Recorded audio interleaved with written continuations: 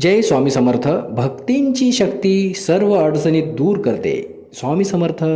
श्री स्वामी समर्थ. स्वामी म्हणतात धीर ठेवा, योग्य वेळ येत आहे. श्री स्वामी समर्थ.